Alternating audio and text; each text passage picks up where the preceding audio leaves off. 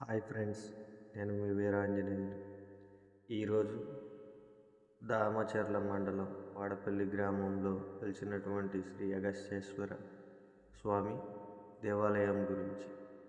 ఈ ఆలయాన్ని 12వ శతాబ్దంలో రెడ్డిరాజు కట్టించారు.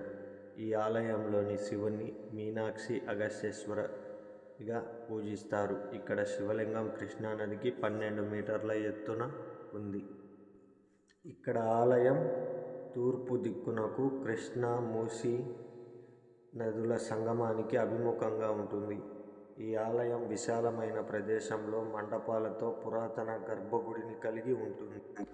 6000 సంవత్సరాల క్రితం అగస్త్యముని దేశ సంచారం చేసేటప్పుడు సూర్య నమస్కారం చేసుకొని శివలింగం మరియు లక్ష్మీ నరసింహస్వామి విగ్రహాలు ప్రతిష్ఠించారు.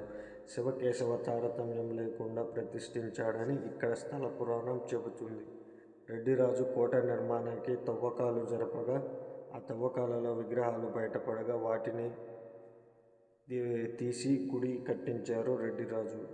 కట్టించినప్పుడు ఈ శివాలయంలో శివలింగం మామూలుగానే ఉండేది. పూర్వం ఒక బోయవాడు ఒక పావురాన్ని వేటాడేటప్పుడు ఆ పావురం ఈ ఆలయంలోని శివలింగం వెనుకకు వెళ్ళి దాక్కుంది. ఆ వేటగాడు ఆ పావురం కోసం గుడిలోకి రాగా పరమశివుడు ఆ వేటగాడిని ఆపి, ఈ పావురానికి నేను వరం ఇచ్చాను, నీకు వేరే వరం కావాలంటే అడుగు అంటాడు. అప్పుడు ఆ వేటగాడు శివుని మెదడు తీసుకుంటాడు. అందుకే ఇక్కడ శివుని తలపై మెదడు ఉండదు. ఆ మెదడు ప్లేస్లో నీరు ఉంటుంది. కానీ ఎప్పుడు నీరు పొంగిరావు.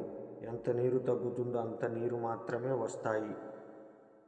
ఇక్కడ శివలింగంలో మెదడు ప్లేస్లో 2 బిలాలు ఉంటాయి.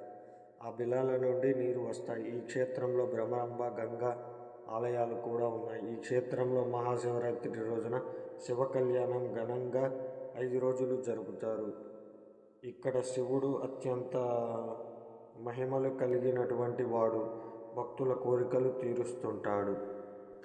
2 నదుల కలయికతో ఒక సంగమం ఏర్పడింది. అది కృష్ణా మూసీ నదుల సంగమం. ఈ వాడపల్లిలో మరొక దేవాలయం లక్ష్మీ నరసింహస్వామి దేవాలయం.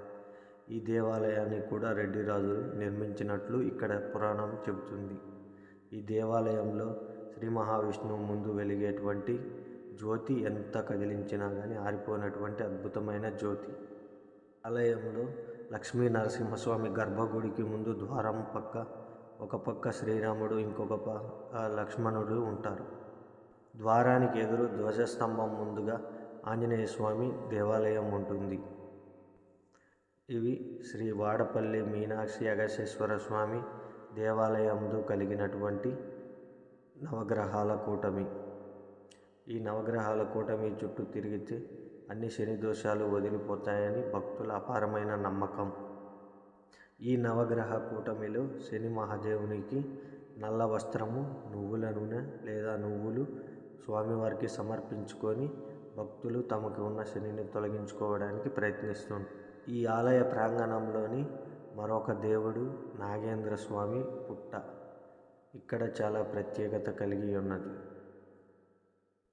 మీనాక్షి అగస్త్యేశ్వర స్వామి గర్భగుడికి అభిముఖంగా నాగేంద్రుని పుట్ట కింది వైపుగా ఉంటుంది. ఈ పుట్ట ఎంతో ప్రసిద్ధి చెందినది. ఈ నాగేంద్రుని పుట్ట పక్కనే 4-5 నాగేంద్రుని విగ్రహాలు ప్రతిష్ఠించబడ్డాయి. దేవాలయం ముఖద్వారానికి అభిముఖంగా కింది వైపుకు వెళితే ఒక సైడు మూసి, మరోవైపు కృష్ణా నదుల సంగమం కనిపిస్తుంది. Please like, share, subscribe. Please support me. Thank you.